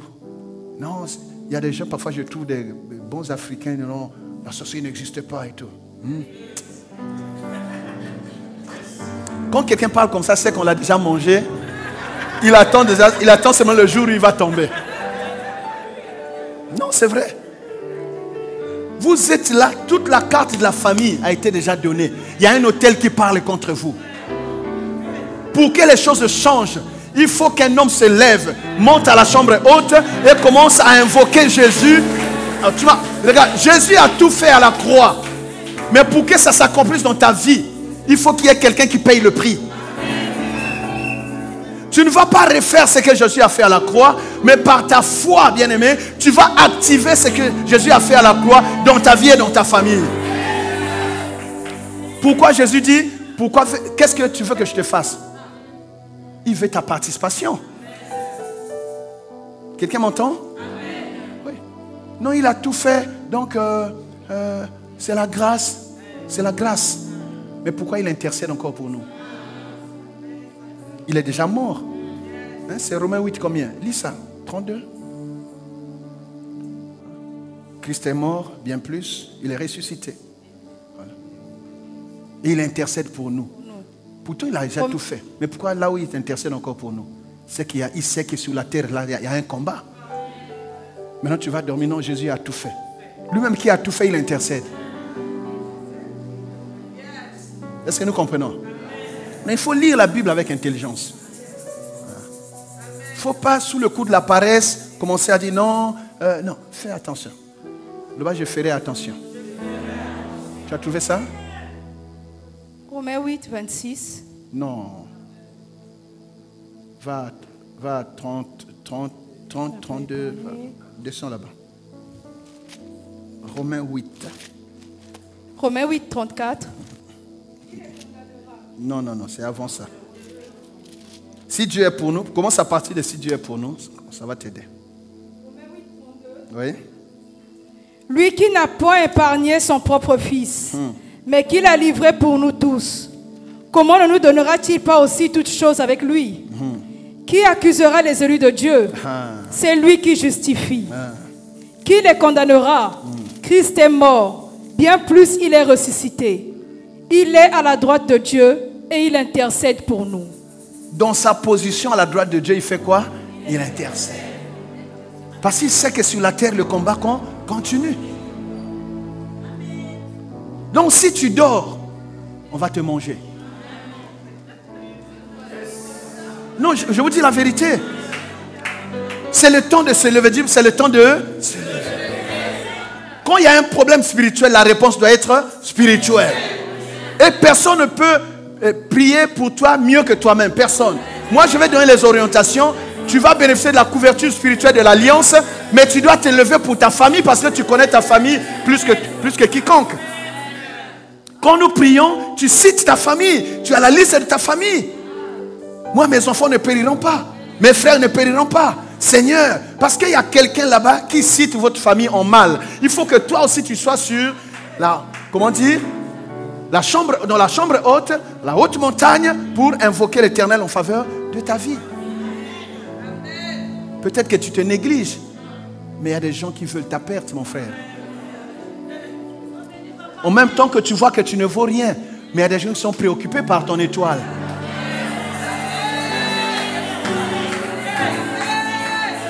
Pour toi, ta vie est quelque chose quand tout marche. Mais là, tu vis selon la terre. Le problème, c'est qu'avant que ça ne prenne corps, ceux qui sont spirituels, ils voient déjà l'étoile. Jésus était né, maman, pas à la maternité, là-bas, sur une étable, avec les animaux. Mais son étoile le signalait au ciel. Qui se sont déplacés? Ce n'était pas les serviteurs de Dieu, c'était les mages, les magiciens. Jésus, fils de Dieu, mais qui ont vu l'étoile? Les magiciens. Maintenant tu as dit non, les magiciens. Donc dès que les choses commencent à marcher dans ta vie, sache qu'il y a des magiciens qui vont voir. Il y a des sorciers qui vont voir. Et quand ils viennent, après ils font quoi? Ils vont donner l'information. Il y a un Hérode qui attend. Parce qu'ils savent que dans ta famille, il y a une promesse que quelqu'un de grand va naître. On ne joue pas avec ça. Un parent doit passer le temps dans la chambre haute pour ses enfants. Qu'est-ce qui a sauvé Jésus? C'est parce que Marie et Joseph ont fui. Et notre façon de fuir, c'est par la prière. Seigneur, tu avais dit, oui, il avait dit, mais c'est à toi de prier. C'est toi qui dois payer le prix de la prière. Dieu cherche seulement un homme qui se tienne, qui élève un mur de prière, un mur de protection, un mur de sécurité. Ce sont tes prières qui vont sécuriser ta bénédiction, qui vont sécuriser le parcours de tes enfants. L'enfant est intelligent, mais il faut que le parent soit sur la montagne. Femme, pour que ton conjoint, ton mari réussisse, tes genoux doivent noircir. Pour que quelqu'un soit élevé dans ce monde, il faut qu'il y ait une personne qui s'abaisse devant Dieu. Si tu veux être debout devant les hommes, passe beaucoup de temps prosterné devant Dieu. Notre niveau d'élévation est proportionnel à notre capacité à nous prosterner devant Dieu. Humiliez-vous sous la main puissante qui vous élèvera autant. La chambre haute, lieu de consécration, lieu de combat spirituel. Tu peux débloquer la carrière de ton mari par ta vie de prière. Tu peux débloquer la carrière de tes enfants. Tu peux changer les données de votre famille. C'est-à-dire, ne prie pas comme c'est une mode. La prière n'est pas une mode. La prière n'est pas une mode. C'est une vie, bien aimé, c'est une bataille. C'est une question de vie ou de mort. Si tu te tais, il y a des gens qui parleront contre toi. Vis ces choses, femme. Reçois selon ta foi au nom de Jésus. Quelqu'un dit Alléluia. Tu as des promesses. Mais pour que ces promesses-là arrivent à se manifester, il faut la consécration. Joël avait parlé. Vous recevez une puissance. Sorry. En ces temps-là, je répandrai mon esprit sur toute chair. Même Jésus, il a dit, c'est vrai que je vous ai enseigné, mais pour que cela s'accomplisse, chambre, tu as des promesses ou pas? Alors, ta nouvelle adresse, c'est la chambre. On acclame le Seigneur.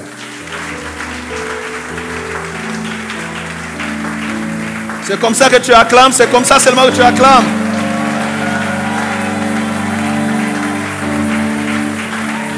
La chambre haute, c'est la présence de Dieu. C'est la présence de Dieu. La présence de Dieu. Bienvenue à la présence de Dieu. Je parlais du lieu secret, ouais, ça on en a parlé. Voilà, Alléluia. La chambre haute, c'est aussi le lieu d'élévation spirituelle. C'est le lieu où on s'identifie avec Christ. C'est aussi un lieu de transformation. Plus tu es dans la présence de Dieu, plus la présence de Dieu va te transformer.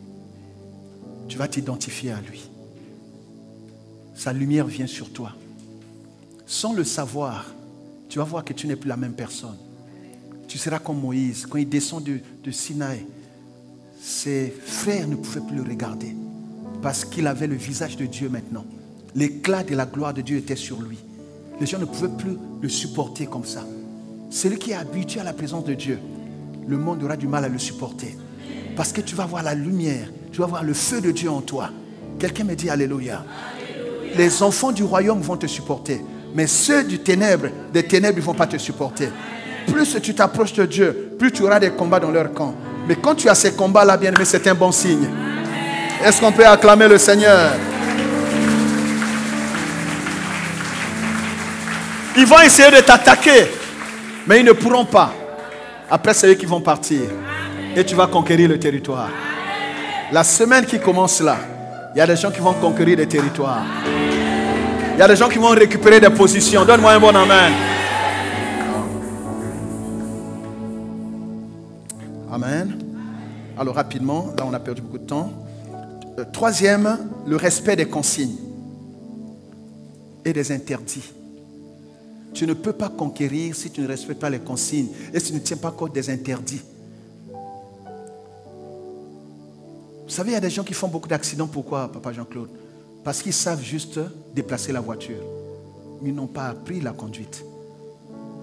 Ils ne savent pas lire les signaux de la route. Ils ne savent pas. Là, on dit qu'il faut ralentir et ils accélèrent.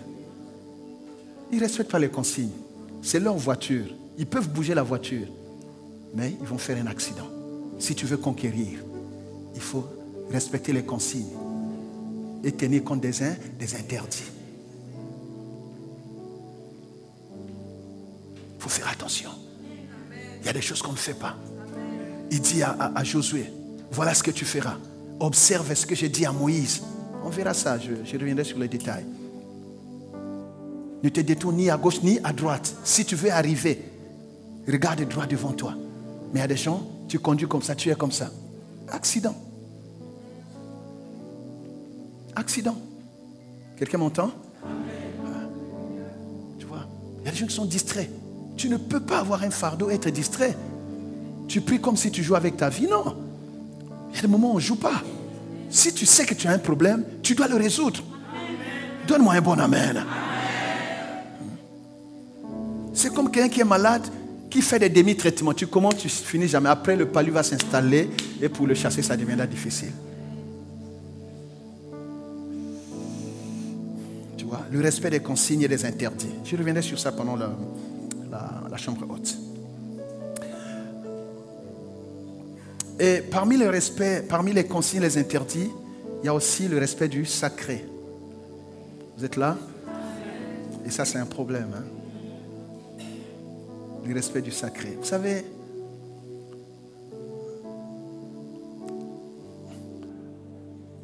avant de parler de l'homme de Dieu, ça dit tout ce qui est consacré est sacré. Tout ce qui est donné à Dieu, tout ce qui est dédié à Dieu, tout ce qui est dédicacé, c'est sacré. Et toi, en tant qu'enfant de Dieu, tu deviens comment? Tu es consacré, donc tu es sacré. Il y a des gens que Dieu frappe simplement parce qu'ils ont joué avec ta vie. Il y a des gens qui tombent malades, tu n'es même pas au courant parce qu'ils ont touché à tes intérêts. Comment tu es sacré? Parce que l'Esprit de Dieu habite en toi. Parce que l'onction de Dieu est en toi. Quelqu'un m'entend? Tout ce qui est donné à Dieu devient sacré.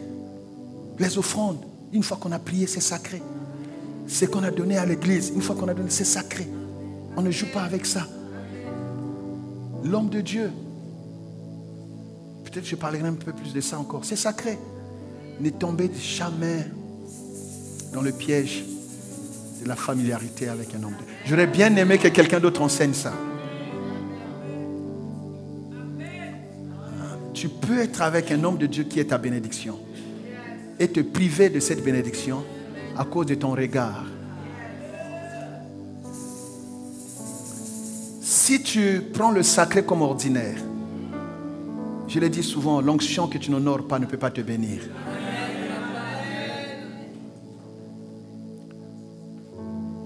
Amen. Quelqu'un que Dieu a mis à part pour toi, il peut être bien avec toi, mais ce n'est pas ton ami. J'aurais bien aimé que quelqu'un d'autre vous enseigne ça. Parce que quand j'enseigne ça, vous avez l'impression que je le dis pour moi. Non, c'est un principe.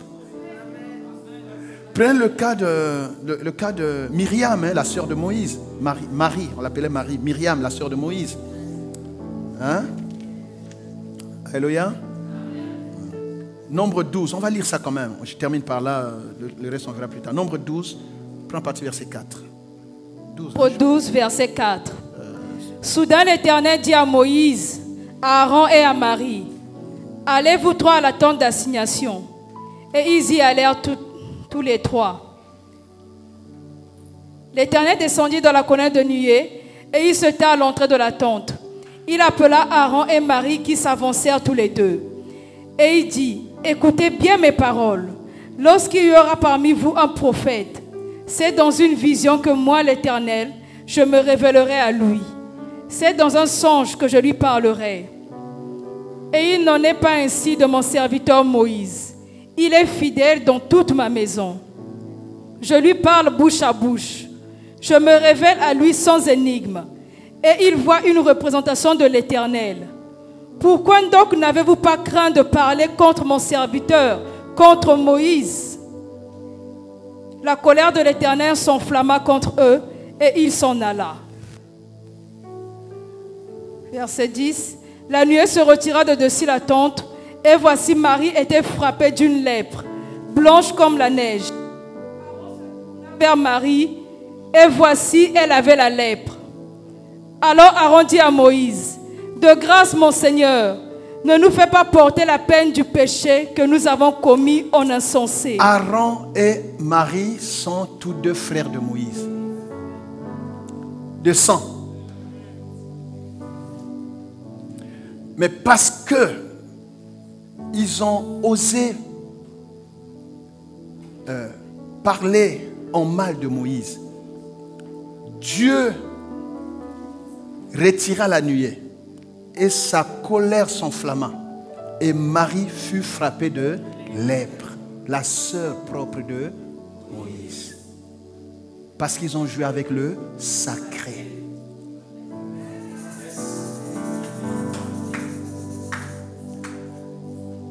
Et c'est, je pense, la première fois que Aaron va comprendre ça. Il va maintenant appeler son frère mon Seigneur.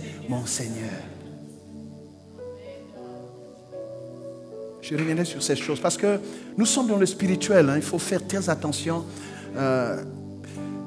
Parfois nous banalisons le sacré. Ne rendez pas ordinaire ce qui est sacré. Alléluia. Et ça fait qu'il y a des gens sur le chemin de la conquête. Ils sont sortis de l'Égypte. Mais elle a été frappée de lèpre sur le parcours. Donc sa conquête a déjà été faussée. Parce qu'ils ont méprisé le sacré. Nous verrons d'autres exemples. Ceux qui ont murmuré.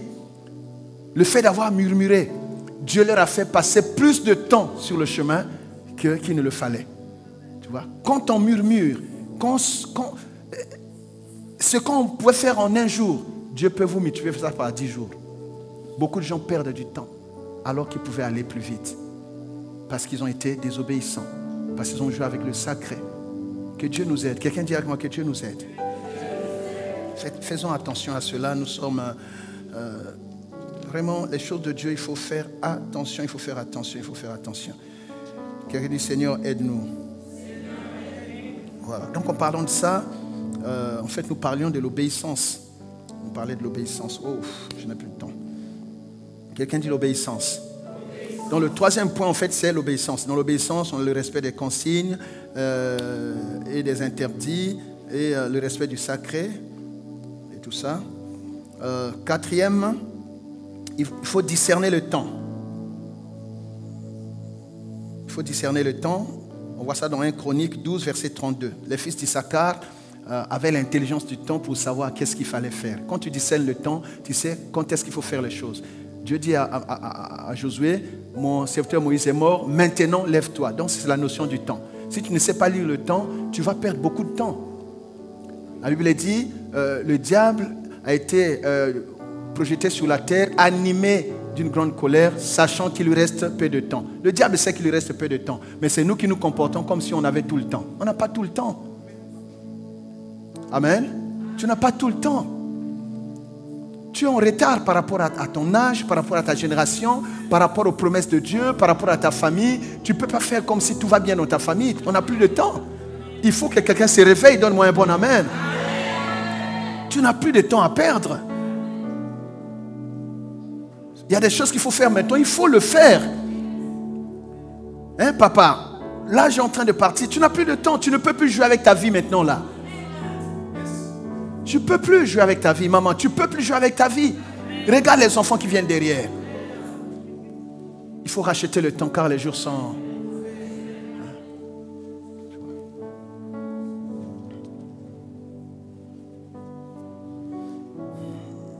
5.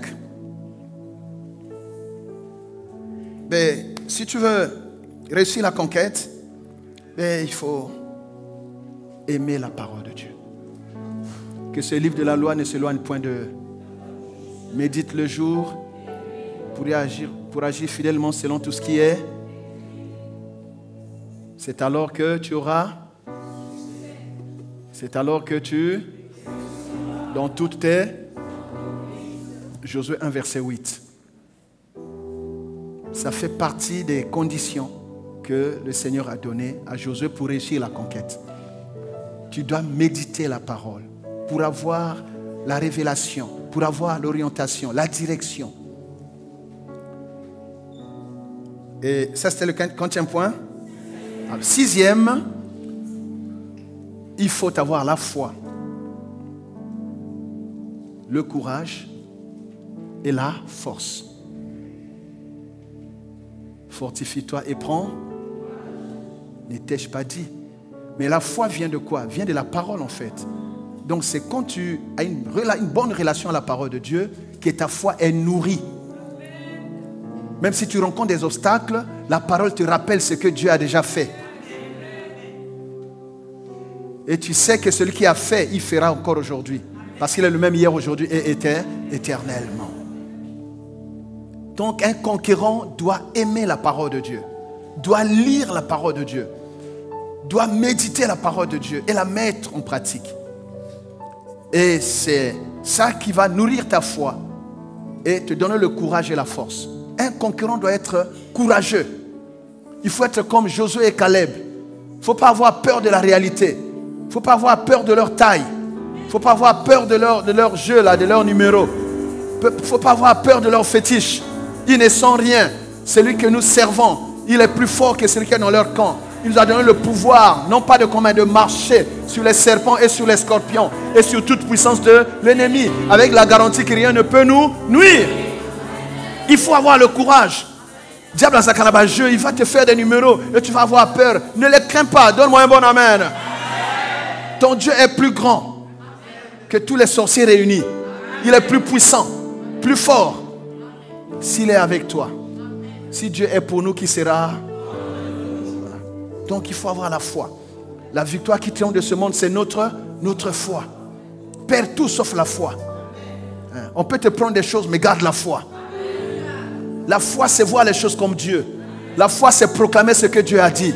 La foi, c'est défier la réalité. Donne-moi un bon amen. La foi, c'est croire que ça se fera comme Dieu a dit et non pas comme les hommes ont décidé. La foi, c'est marcher avec l'ainsi dit l'Éternel, marcher avec la parole de Dieu. C'est voir comme Dieu. La foi, c'est être têtu face aux événements. La foi, c'est croire que Dieu ne ment pas. Ça finira par se produire, papa. Ce que Dieu a monté, ça finira par se faire. C'est lui qui a monté, ça se fera comme il a dit. Dieu n'a pas un nom pour mentir, ni un fils de l'homme pour se repentir. Ce qu'il a dit, ne le fera-t-il pas? Ce qu'il a annoncé, ne l'exécutera-t-il pas? Ça se fera. Parce qu'il est fidèle. Est-ce qu'on peut acclamer la fidélité de Dieu?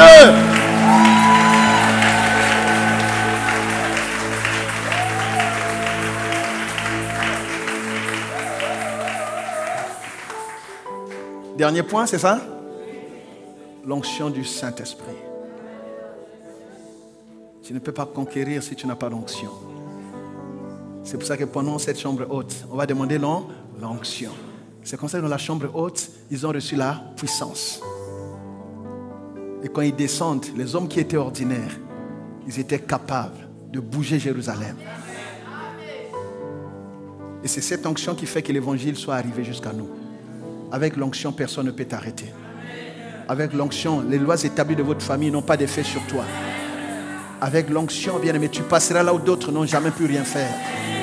Avec l'onction. Quelqu'un dit l'onction du Saint-Esprit. Est-ce qu'on peut acclamer la parole du Seigneur? Quand tu acclames, cette onction vient sur toi. Quand tu acclames, cette onction vient sur toi. Quand tu acclames, cette onction vient sur toi. Dis, je suis un conquérant. Élève ta voix et remercie Dieu maintenant pour ces 7 points. Remercie Dieu qui te révèle ton appel, te fait connaître ta vocation et te précise ta mission. Tu dois comprendre que tu n'es pas inutile. Tu n'es pas un accident sur la terre. Tu n'es pas un touriste. Tu as un appel authentique. Oh, est-ce qu'il y a quelqu'un qui prie? Dis, Seigneur, montre-moi la voie. Dis-moi à quoi tu m'as appelé. Je veux être dans mon couloir.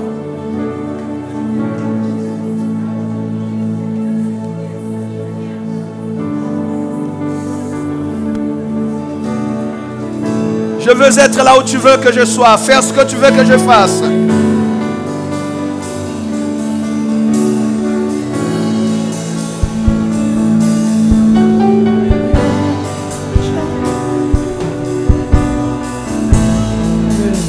Dis-lui, Seigneur, instruis-moi, forme-moi. Je vais réussir la mission. Je vais réussir la mission que tu m'as donnée.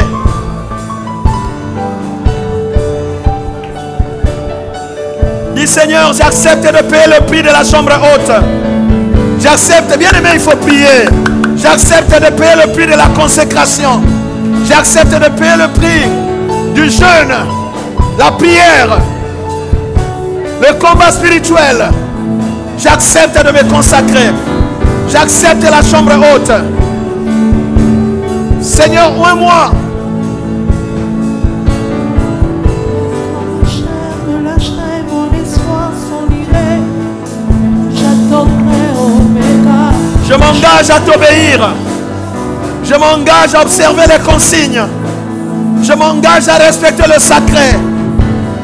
Je me répands, Seigneur, de ma légèreté, de la distraction. Je m'engage, Seigneur. Je ne veux pas échouer dans ma conquête. Car tu m'as promis les nations pour héritage et les extrémités de la terre pour possession. Je ne veux pas échouer, Seigneur. Donne-moi l'intelligence du temps. Finis la distraction. Finis la distraction. Finis la légèreté. Je me consacre à ma mission. Au nom de Jésus-Christ de Nazareth, je rachète le temps, car les jours sont mauvais. Oh mon Dieu.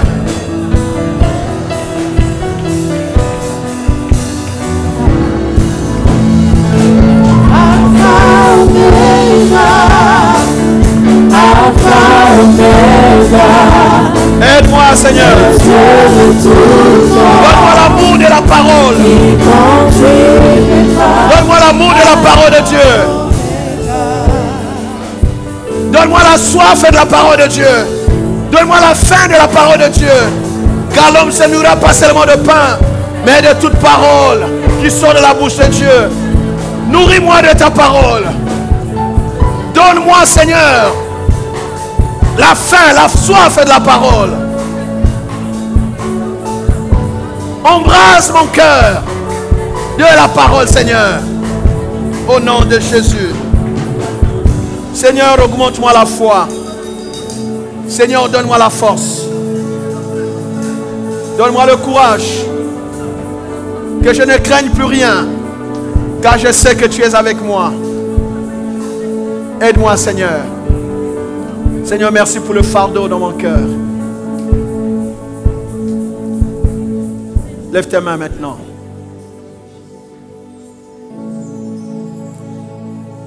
Reçois le fardeau. Reçois le fardeau de ta mission. Je dis, reçois le fardeau de ta mission. Tu ne peux pas être un conquérant si tu n'as pas de fardeau. Reçois le fardeau de ta mission maintenant. Le Saint-Esprit dépose dans ton cœur maintenant le fardeau qui va te pousser à une vie de prière conséquente. Le fardeau qui va te pousser à ne plus blaguer avec ta vie. Le fardeau qui va te pousser à te consacrer, à ne plus jouer avec les ressources, à ne plus jouer avec le temps. Le Saint-Esprit dépose dans ton cœur le fardeau qui va donner, qui va te motiver, qui va te rendre plus responsable que jamais. Le fardeau qui va faire de toi une femme de prière et un homme de prière. Reçois ce fardeau. Reçois ce fardeau au nom de Jésus. Reçois ce fardeau au nom de Jésus. Le fardeau de la délivrance de ta famille. Le fardeau de la réussite de tes enfants. Le fardeau de la réussite de ta famille. Reçois ce fardeau maintenant. Reçois ce fardeau. Le fardeau de ta mission. Le fardeau de ta vocation. Le fardeau de ton appel. Reçois ce fardeau. Tu n'es pas là pour rien. Il y a un fardeau que Dieu dépose en toi. Parce que c'est à toi de faire ce travail. Reçois le fardeau. Reçois le fardeau. Reçois le fardeau pour l'œuvre de Dieu. Reçois le fardeau de ton appel et de ton ministère. Reçois le fardeau. Reçois la sagesse. Reçois l'intelligence. Reçois les capacités. Reçois l'onction de ta mission. Reçois l'onction de ton appel. Recevez cette onction. Au nom de Jésus.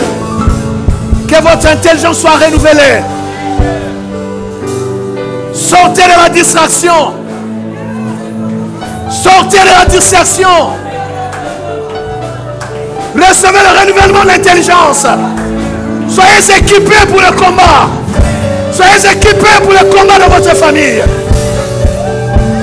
Soyez revêtus de puissance. Soyez revêtus d'autorité. Au nom de Jésus.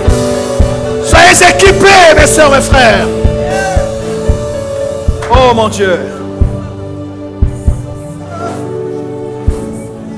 Soyez enflammés dans votre cœur. Arrêtez d'être une femme ordinaire. Arrêtez d'être un homme ordinaire. Recevez la flamme. Recevez la flamme de Dieu. Que vos yeux s'ouvrent. Ayez conscience de la situation de votre famille. Et arrêtez de vivre comme un homme ordinaire. Il y a une résolution à prendre. Il y a une décision à prendre. Si tu ne le fais pas, personne ne le fera à ta place. C'est à toi de mener cette conquête. C'est à toi de reconquérir les positions perdues. Ta famille a perdu sa dignité. C'est toi que Dieu charge de cette mission. De la reconquête de l'honneur perdu. La reconquête de la gloire perdue. Reçois cette onction. Oh mon Dieu. Père de gloire. Que le Saint-Esprit accomplisse cela dans la vie de chacun.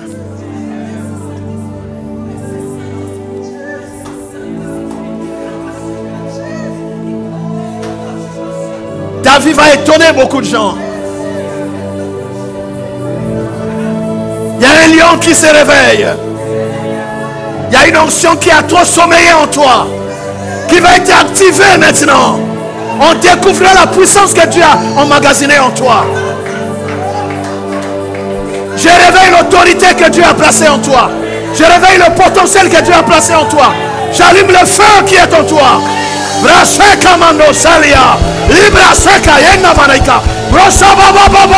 J'allume le feu de Dieu. On ne jouera plus avec ta vie. Tu te relèves maintenant pour la conquête. Tu te relèves pour la conquête. Tu vas rétablir les équilibres.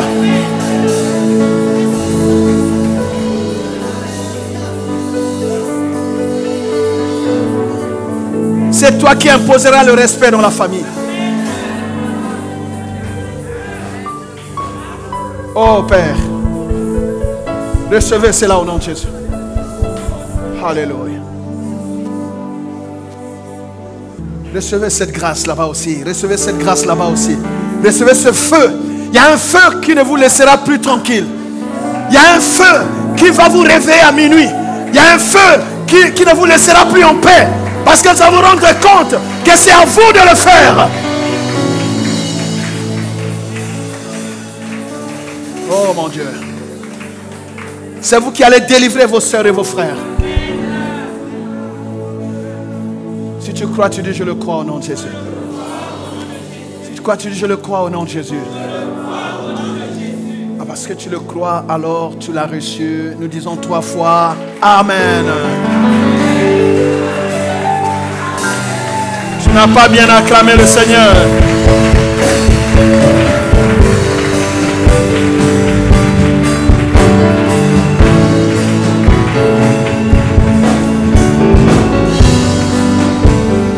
On peut s'asseoir. Tu n'as pas bien acclamé le Seigneur.